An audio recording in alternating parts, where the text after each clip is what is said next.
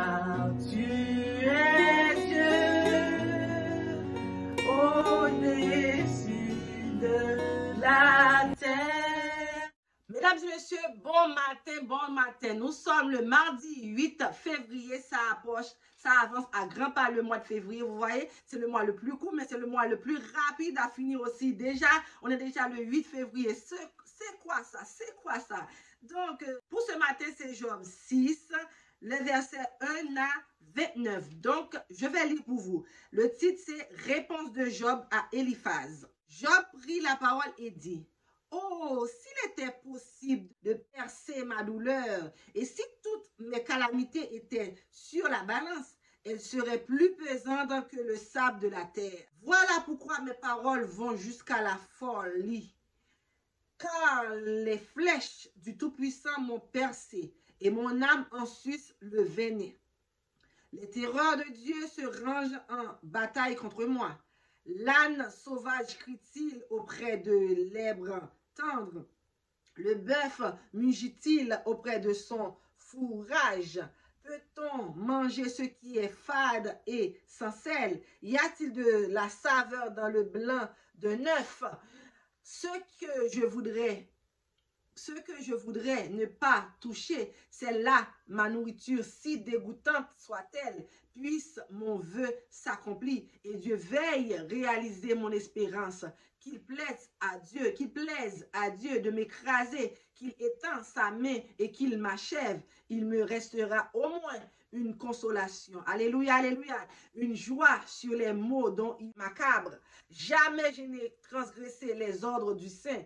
Pourquoi espérer quand je n'ai plus de force? Pourquoi attendre quand ma fin est certaine? Ma force est-elle une force de pierre? Mon corps est-il d'airain? Ne suis-je pas sans ressources? Et le salut n'est-il pas loin de moi? Celui qui souffre a droit à la compassion de son ami, même quand il abandonnerait la crainte de Tout-Puissant. Mes frères sont perfides comme un torrent, comme le lit des torrents qui disparaissent.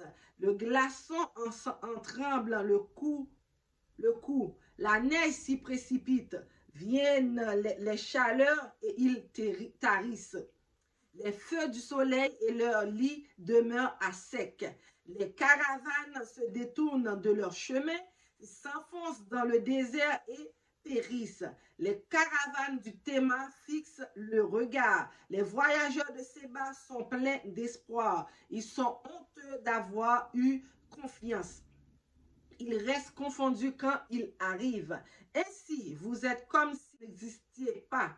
Vous voyez mon angoisse et en avez horreur.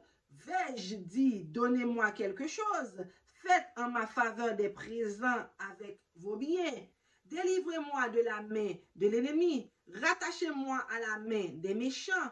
Instruisez-moi et je me tairai. Faites-moi comprendre en quoi j'ai péché.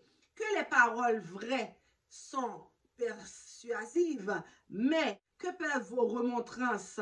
Voulez-vous donc blâmer ce que j'ai dit et ne vois pas du vent que dans des discours d'un désespéré? Vous accablez un orphelin, vous persécutez votre ami. Regardez-moi, je vous prie. Vous mentirez en face? Revenez, ne soyez pas injuste. Revenez et reconnaissez mon innocence. Y a-t-il de l'iniquité sur ma langue et ma bouche ne discerne-t-elle pas le mal? Donc, nous allons continuer le 7 demain pour savoir le reste du discours de Job. Donc, Job nous a fait comprendre une véritable histoire. Il a dit: est-ce que j'ai péché? Est-ce que je vous ai donné de faire un holocauste pour moi avec votre argent? Il a énuméré plein de choses à ses amis pour dire: est-ce que j'ai été coupable de quelque chose? Si je suis coupable de quelque chose, c'est normal que Dieu puisse me punir. Mais si je ne suis pas coupable, alors Dieu va avoir compassion pour moi. Alléluia, c'est une belle discours. Vous voyez, malgré que ses amis entraînent l'accabler, mais il reste ferme dans sa foi. Il reste ferme dans sa foi. Il ne se branlait pas. Donc c'est comme ça, nous chrétiens, nous devons être.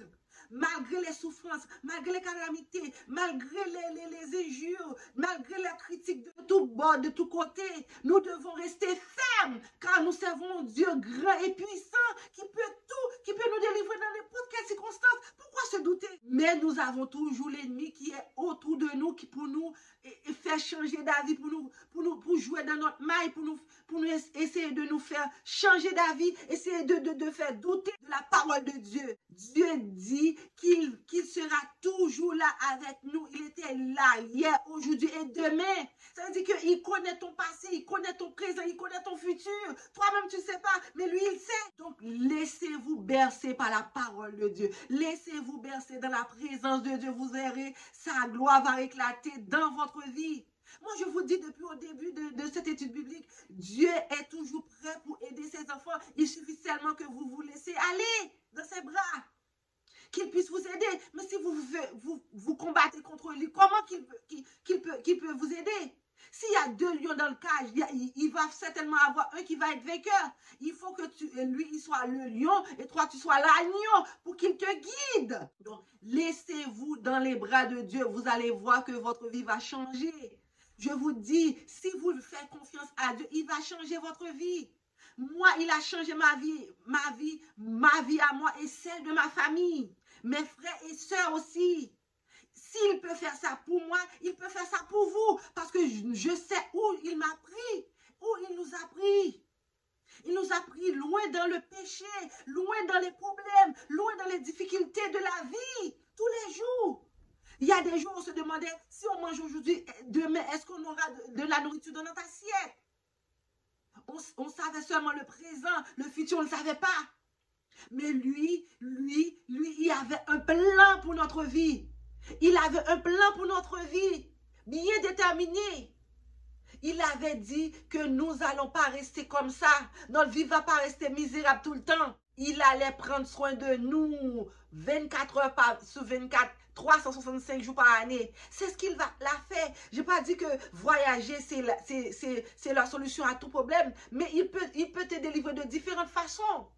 Il peut te délivrer parce que peut-être tu as le désir d'acheter une maison. Tu n'as pas les moyens. Mais si tu rends Dieu dans tes affaires, il va te donner les moyens. Il va te donner des solutions. Comment économiser de l'argent pour acheter cette maison. Parce que bon Dieu, c'est un Dieu riche. Ce n'est pas un Dieu pauvre.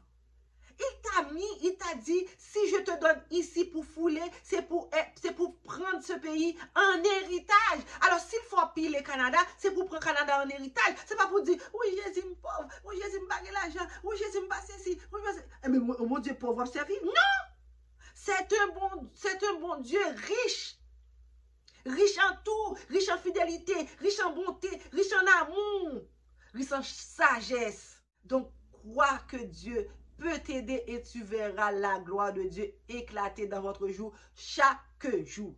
Fais-moi confiance. Acceptez Dieu dans votre vie et Dieu va changer votre vie. Il va changer les circonstances. Il va changer les problèmes. Il va changer les humiliations. Il va changer les échecs. Il va changer de déménager tout le temps. Il va changer plein de choses dans votre vie. Il suffit de donner votre cœur à Dieu et vous voyez, votre vie sera changée pour toujours. Je vous laisse là-dessus. Je vous fais de gros bisous et je vous dis de vous abonner à la chaîne pour que la chaîne puisse grandir. Partagez la vidéo avec vos familles, vos amis, afin que la famille s'agrandisse. Alors, je vous laisse. Je vous fais de gros bisous. Je vous dis à la prochaine.